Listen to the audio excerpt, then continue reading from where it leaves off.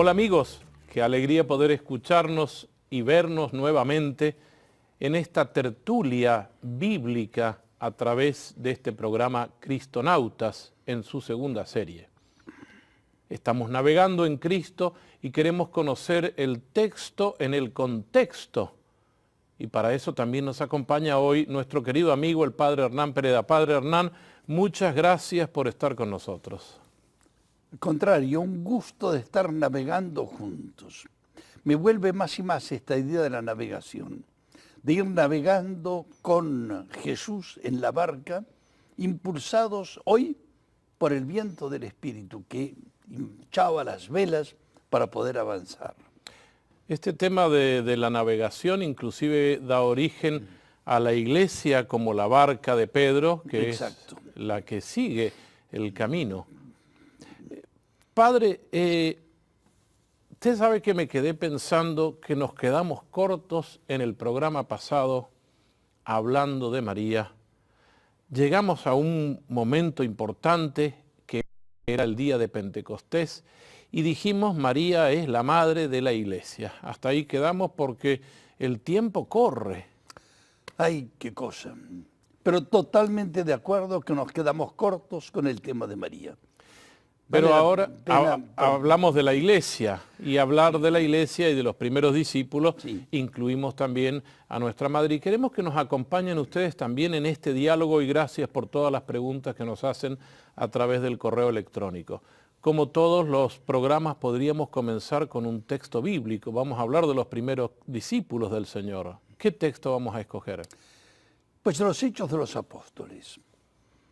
Un libro prodigioso que se debe al discípulo de San Pablo, Lucas, médico además, que aparecerá en la escena por un hecho muy providencial, que es la enfermedad de Pablo. Y Lucas era un investigador, un médico era un hombre que investigaba la naturaleza para extraer las medicinas. Como todavía hoy en día ocurre, las medicinas están tomadas de la naturaleza, me lo explicaba una farmacéutica, y allí se sintetiza lo que está en la naturaleza misma, con las propiedades que estos investigadores fueron reconociendo, probando, yo no diría que matando a alguno en los intentos, pero aquí es donde nos encontramos ante Lucas, que investiga los inicios cristianos. Y perdón, padre, que esto no lo habíamos conversado, pero usted ha nombrado algo que a mí me llama la atención. ¿Fue providencial la enfermedad de Pablo? Bueno, hablaremos de Pablo en su momento, pero hay muchas cosas providenciales.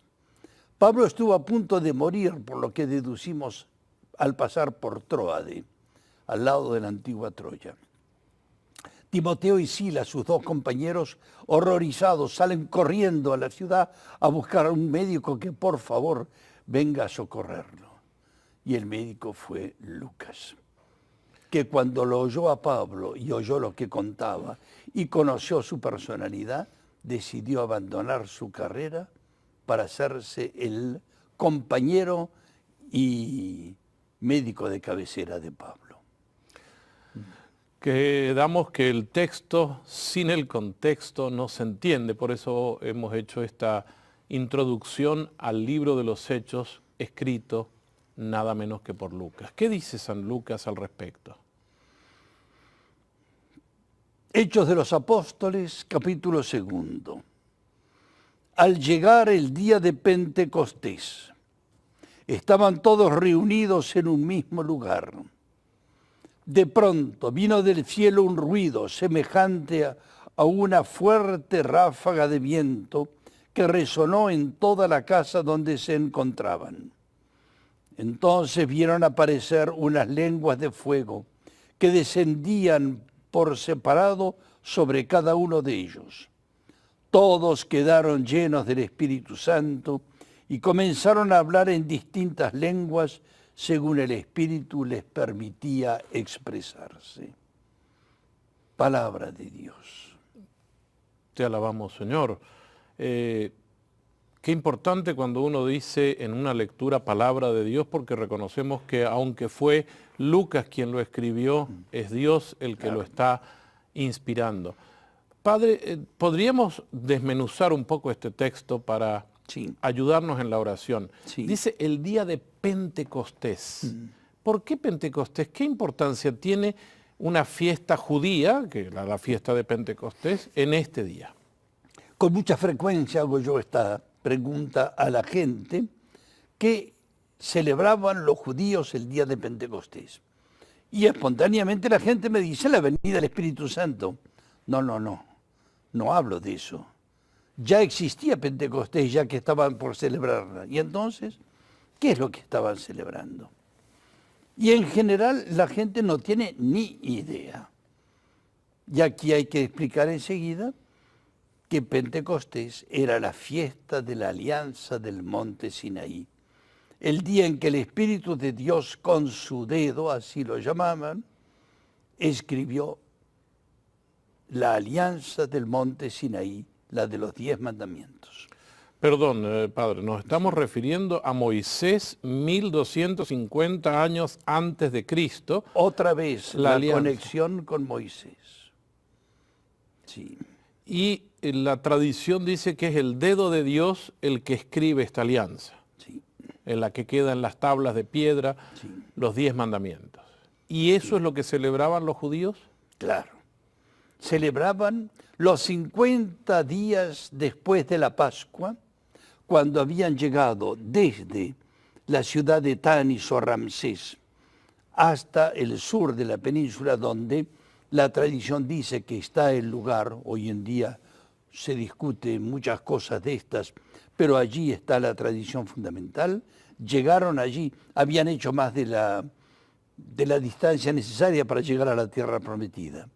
Pero Moisés quería llevarlos donde él había tenido la experiencia de la zarza ardiente. Y allí 50 días después, de ahí viene el Pentecostés, que significa 5 o 50, los 50 días después. Y así es como ellos seguían celebrando esta fiesta del monte Sinaí. Quiere decir que entonces entre el Espíritu Santo que escribe en las tablas, la alianza ahora se firma como una nueva alianza este día de Pentecostés. Tal cual. Es decir, ellos vuelven a celebrar, y nosotros también, 50 días después de la Pascua, hoy en día celebramos la fiesta de Pentecostés, que son los 2 Pentecostés. El Pentecostés antiguo, que es el del Sinaí, el Pentecostés nuevo, que es el del cenáculo, y el del Pentecostés actual, que es la celebración que la Iglesia hace de la venida del Espíritu Santo. Todo eso está profundamente unido.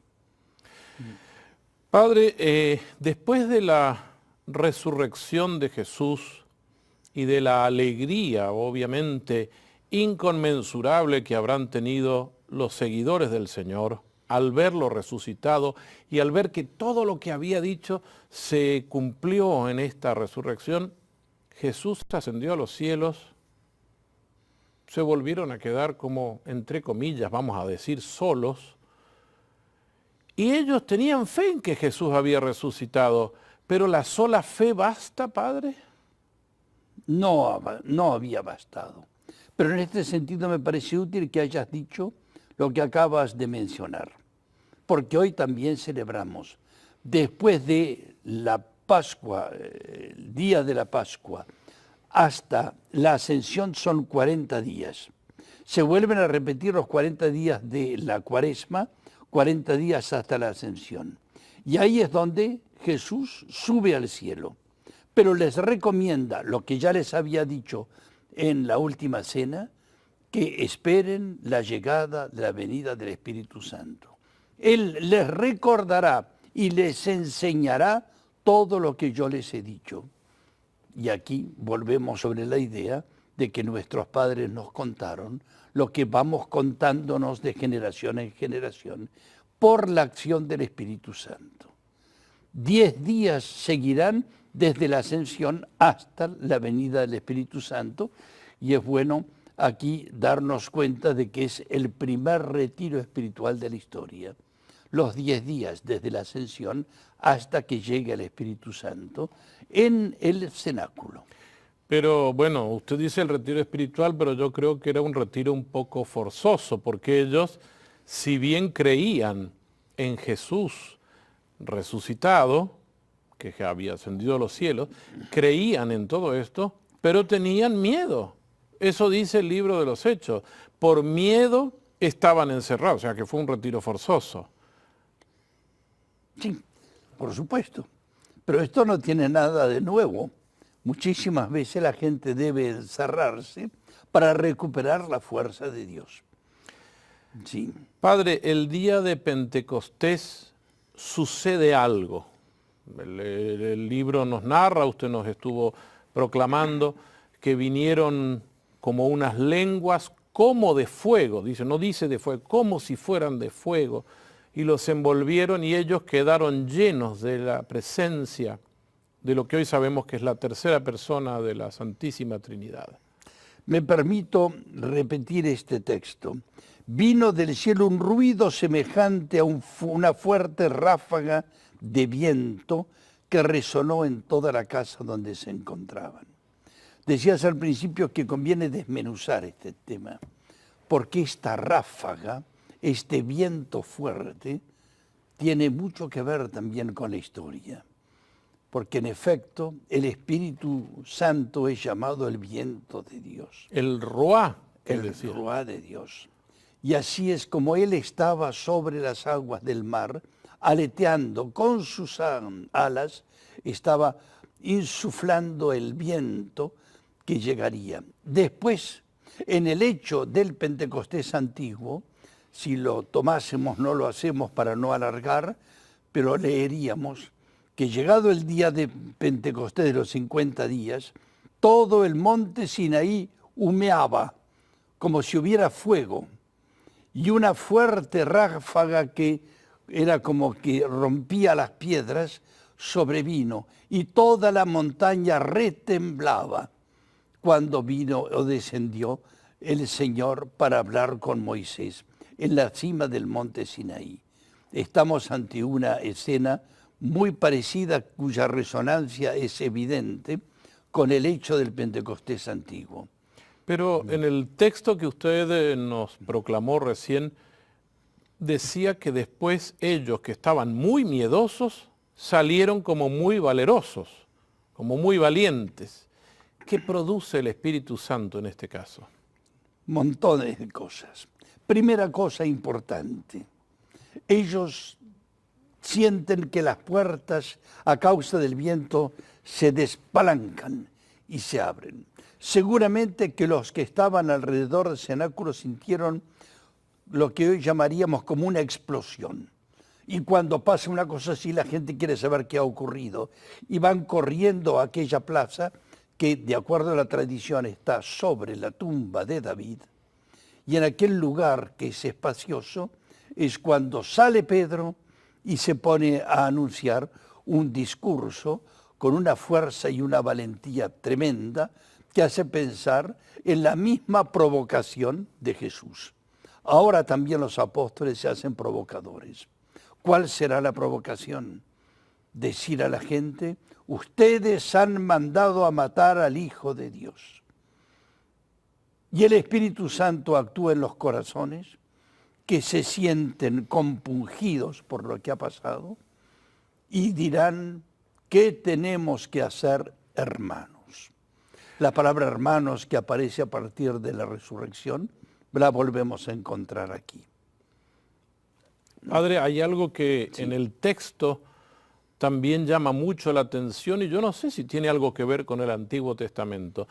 Dicen que para esta fiesta de Pentecostés había gente que venía de varios lugares y que hablaba diferentes lenguas, diferentes idiomas. Pero cuando Pedro da su discurso, lo entienden todos. ¿Con qué estará relacionado el Antiguo Testamento? Si tuviésemos un mapa hubiera sido interesante hablar que se mencionan todas las regiones de aquellas tierras de Medio Oriente. Medos, partos, elamitas, hijos de la Mesopotamia, de Egipto, de Cirene, la famosa Cirene, cirenaica, donde se cultivaban los cereales, y de prosélitos de los judíos de Roma, del Asia Menor. Todos vienen y todos oyen y se miran unos a otros diciendo, pero si está hablando en nuestra lengua, ¿cómo que en tu lengua? En la mía. Y ahí es donde esto tiene que ver con ¿qué? Con la dispersión de la humanidad por la confusión de las lenguas.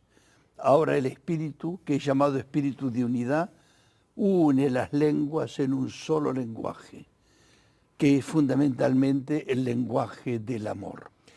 Padre, quiere decir que en el Génesis, cuando se habla de la Torre de Babel y la dispersión por el egoísmo nuestro, esas lenguas, nuestros idiomas, ahora hay un solo idioma que es el idioma de la unidad en Jesucristo. ¿Eso podríamos decir que significa? Y del amor.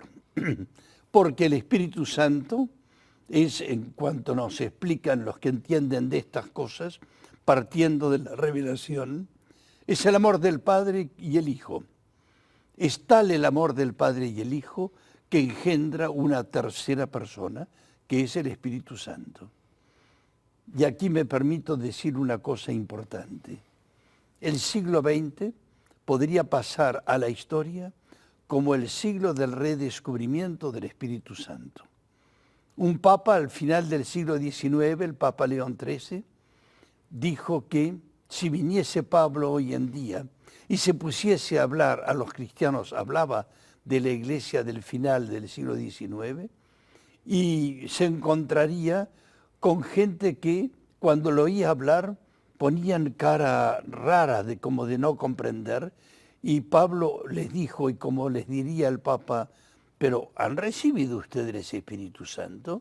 Y dice que la multitud contestó diciendo, ¿el Espíritu Santo quién es? ¿Cómo? ¿Quiénes son ustedes? Y ahí es cuando dirán, somos discípulos de Juan Bautista. Habían sido bautizados en agua, pero no en el Espíritu Santo.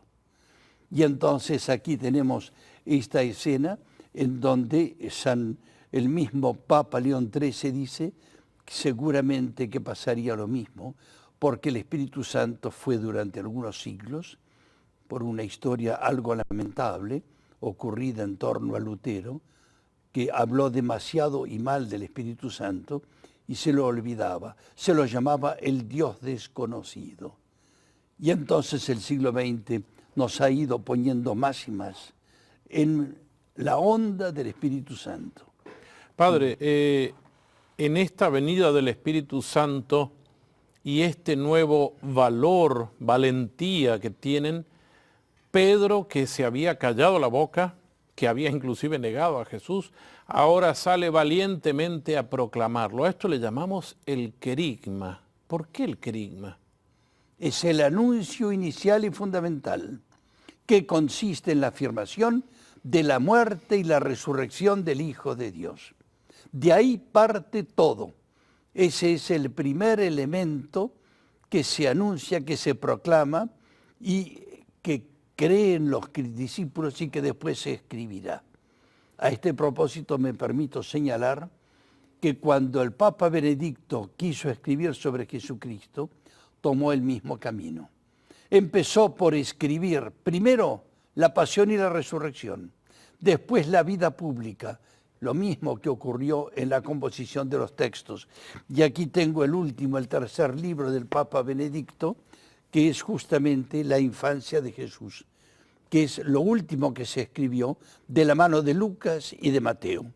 Y así el Papa Benedicto también él, refiriéndose a esa forma de cómo el Espíritu Santo fue manifestando todo y especialmente culmina con el hecho de la venida del Espíritu Santo sobre María, cuando es el misterio de la encarnación, misterio pospascual y culminante de nuestra fe. Quiere decir, Padre, ahora los discípulos no habían entendido el misterio de la encarnación sino hasta después de la Pascua. Después de Pentecostés. Después de Pentecostés. Claro, más aún, en ese momento es cuando se cumple lo que Jesús había dicho. Cuando venga el Espíritu de la verdad, Él os enseñará y os recordará todo lo que yo les he dicho. Ya lo mencionamos hace un rato, pero insisto, porque así lo espero. Estamos orando nosotros aquí, y si oramos al Espíritu Santo le pedimos que venga sobre nosotros y le pedimos que Él, también a través de nuestros encuentros, yo no los llamaría programas de televisión, esto es un encuentro entre todos nosotros, que el Espíritu nos vaya enseñando y recordando todas estas cosas de la Sagrada Escritura, de la que Él es el autor. Porque el Espíritu Santo es el dedo de Dios que escribió, que transmitió, que inspiró los textos de la Biblia. Padre, Pedro da su discurso e inmediatamente mucha gente, cuando escucha hablar de Jesús, que ha sido, vamos a decir la palabra real, asesinado, pero ha sido resucitado luego por el Padre, mucha gente cree y se bautiza. Sí. ¿Por qué el bautismo, Padre? Esa es la novedad fundamental. Jesús había dicho, mejor dicho, el mismo Juan Bautista había dicho que él bautizaba solamente en agua, pero vendrá detrás de mí uno que bautizará en agua y en Espíritu Santo, y agrega, y en fuego. Porque Jesús dijo también, he venido a traer un fuego a la tierra, y cuánto deseo que arda. Y ojalá ese fuego vaya encendiéndose en nuestros corazones cuando nos ponemos ante el Espíritu Santo y vivimos nuestro Pentecostés, cada vez que pensamos en estos grandes acontecimientos de los inicios cristianos. Padre, y este hecho de los primeros cristianos convertidos, ¿tendrá algo para decirnos hoy a la Iglesia, a nosotros? Claro, que necesitamos volver a ser como los primeros cristianos. ¿Y qué hicieron? Fueron testigos, fueron testimonio vivo de la acción de Dios, con la salvedad de que la palabra testigo es lo mismo que martirio, que mártir. Dar la vida, eso es el martirio. Algunos cruentamente, otros en el día a día de la existencia, tratando de ser lo más fieles que podamos a la inspiración del Espíritu que está permanentemente con nosotros. Porque Jesús oró al Padre para que el Espíritu Santo siguiera estando. El Padre envió al Hijo y el Hijo envía al Espíritu Santo. Y es el Espíritu Santo el que nos trae otra vez a Jesús, muy especialmente la Eucaristía. Sí. Quiere decir, Padre, que nosotros podríamos decirnos también discípulos, o Claro. solamente los de aquella época eran los discípulos. No. Nosotros somos discípulos y misioneros, pero esto de una forma rotatoria. Nunca somos totalmente discípulos y siempre necesitamos volver a aprender a que el Espíritu Santo, Él nos recuerde y nos enseñe todas las cosas de Jesús. Y así lo trae el mismo Jesús. Recordar viene del latín recordis, volver a poner en el corazón. Eso es. Yo quisiera que al culminar este programa nosotros pensemos en esta palabra, el recordar. Recordar significa volver a poner en el corazón. Volvamos a poner en el corazón estas palabras, la palabra con mayúscula que es Jesús.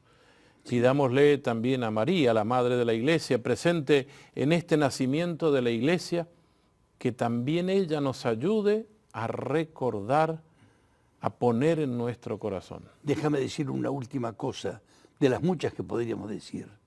Las manos del sacerdote, y más todavía del obispo, recuerdan las alas del Espíritu en algunos momentos trascendentales, sobre todo en los sacramentos, y en particular cuando el sacerdote con su mano, que es el ala del Espíritu, perdona los pecados, cuando impone las manos sobre el pan y el vino, diciendo esto es mi cuerpo. Y también cuando impone la mano en el sacramento de la confirmación, que Pentecostés nos recuerda, y también la ordenación sacerdotal y episcopal que se hace sobre la cabeza en la imposición de las manos, acción del Espíritu permanente también en la iglesia de hoy. Padre, muchísimas gracias por todo esto que nos está enseñando, pero que sabemos que no es una enseñanza de teoría, porque no nos interesa la teoría solamente, nos interesa aprender a vivir como cristianos.